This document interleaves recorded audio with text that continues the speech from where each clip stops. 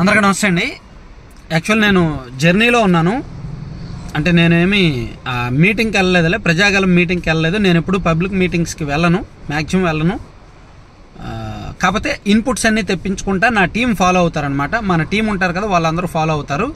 So నేను actually ఈరోజు ఒంగోలు వెళ్ళాను. ఒంగోలు నుంచి చీరాల నుంచి పొన్నూరు నుంచి గుంటూరు నుంచి విజయవాడ, ఆ రూట్లో ట్రావెల్ చేస్తున్నా. ట్రాఫిక్ అయితే ఎక్కడ దొరకలేదు. కానీ ప్రజాగలం మీటింగ్ కాబట్టి ఈరోజు మధ్యాహ్నం 3 గంటల నుంచి, మధ్యాహ్నం 2 గంటల నుంచి కూడా అటు చిలకలూరుపేట నుంచి ఒంగోలు వైపు, ఒంగోలు రూట్లో దాదాపుగా మార్టూరు వరకు, అంటే ఒక 14 కిలోమీటర్ల వరకు విపరీతమైన ట్రాఫిక్ ఉందంట మనకు వచ్చిన అప్డేట్ ప్రకారం. అలాగే ఇటు గుంటూరు వైపు కూడా ఎడ్లపాడు దాటే వరకు, అంటే దాదాపుగా 10 కిలోమీటర్ల వరకు బీభత్సమైన ట్రాఫిక్ ఉంది. మరోవైపు చీరాల వైపు, అంటే 3 రోడ్లలో కూడా బాగా ట్రాఫిక్ పెరిగిపోయింది. మన సబ్స్క్రైబర్సే ఎంతోమంది నాకు ఫోటోలు వీడియోలు పెట్టారు, అన్న ఇంత ట్రాఫిక్ ఉంది అని. సో వెన్యూ నిండిపోయింది, జనం భారీగా లక్షల్లో వచ్చారు. ఖచ్చితంగా మీటింగ్ అయితే గ్రాండ్ సక్సెస్ అయింది. లక్షల్లో వచ్చారు. వాళ్ళు ఎలా తీసుకొచ్చారు, ఏం చేశారు, నిజంగా డబ్బులు ఇచ్చారు, బిర్యానీ ఇచ్చారు, మందు ఇచ్చారు అని అంటారా? నేనైతే వైసీపీ ఇచ్చినంత ధారాళంగా ఈ పార్టీలు డబ్బులు ఇస్తాయని నేను అనుకోవట్లా. వైసీపీ అయితే 500 ప్లస్ ఇచ్చారు, వీళ్ళైతే 300 అయితే ఇస్తున్నారని నేను కొన్ని చోట్ల విన్నాను. మేబీ ఎంత మేరకు ఇచ్చారా, ఎలా ఇచ్చారని చూడాలి. మనకు అప్డేట్స్ వస్తాయి. ఎంతమంది వచ్చారంటే దాదాపుగా 5-6 లక్షల మంది వచ్చి ఉంటారు ఇప్పుడున్న అప్డేట్ ప్రకారం. కాకపోతే ఇంకా ఇంటెలిజెన్స్ రిపోర్ట్లు, రకరకాల వర్గాల రిపోర్ట్లు అన్నీ రావాలి కదా. అన్నీ వచ్చాక మనం ఫుల్గా చెప్దాం.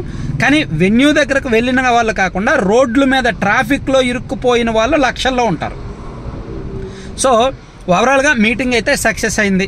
10 సంవత్సరాల తర్వాత నరేంద్ర మోదీ గారు, చంద్రబాబు నాయుడు గారు, పవన్ కళ్యాణ్ గారు ఒక వేదిక పంచుకోవడం, అందులోకి 3 పార్టీల పొత్తు కన్ఫర్మ్ అయిన తర్వాత, ఎన్నికలు కూడా అమల్లోకి వచ్చి షెడ్యూల్ వచ్చిన తర్వాత పెట్టిన ఫస్ట్ మీటింగ్ కాబట్టి గ్రాండ్ సక్సెస్ అయింది. ఇందులో ఎవరేం మాట్లాడారనేది మనకు అనవసరం.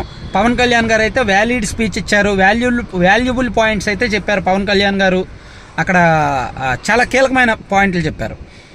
దోపిడీ, జగన్మోహన్ రెడ్డి గారు అసలు సీఎం కాదు, ఈయన సారా వ్యాపారి అని చెప్పారు ఒక మాట. అలాగే జిఎస్టీ ఎగ్గొట్టారు 10,000 కోట్లకు పైగా. అలాగే జేపీ వెంచర్స్ ఎవరి బినామీనో మనకు తెలుసు, ఇసుక వ్యాపారం ద్వారా భారీగా దోచుకున్నారు. సో ఒక 5గురు కోసం రాష్ట్రం మొత్తం అమ్మేసి నాశనం చేశారనేటట్టు దారుణమైన విమర్శలు చేశారు. చాలా ఆవేశంగా మాట్లాడారు. చంద్రబాబు నాయుడు గారు అంటే ఇంకా మాటలు అమ్మో నేనైతే చెప్పలేను. చంద్రబాబు నాయుడు గారు ఏం మాట్లాడారనేది మనం డిస్కస్ చేయడం అనవసరం.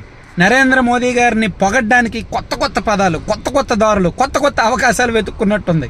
పాపం 5 సంవత్సరాలుగా నరేంద్ర మోదీ గారు పక్కన పెట్టేసరికి చంద్రబాబు నాయుడు గారిలో ఉత్సాహం ఆగలేదేమో. సో అసలు కొత్త పదాలతో పొగిడారు. అసలు అమ్మో, వీలైతే ఆ స్పీచ్ వినండి. అయితే రాజకీయాల్లో ఎవరు ఎప్పుడు శాశ్వత మిత్రులు కాదు, శాశ్వత శత్రువులు కాదు. సో అనవసరంగా నోరు పారేసుకోవడం, మరీ వ్యతిరేకత ఒంటికి పూసుకోవడం, ఇవన్నీ అనవసరం. సరే, ఎనీవే చంద్రబాబు నాయుడు గారి స్పీచ్ అయితే కాస్త అటు ఇటుగా ఉంది. కాకపోతే రాష్ట్రం ప్రగతి కోసమే మేము కలిసాము, రాష్ట్రాభివృద్ధి కోసమే మేము కలిసాము.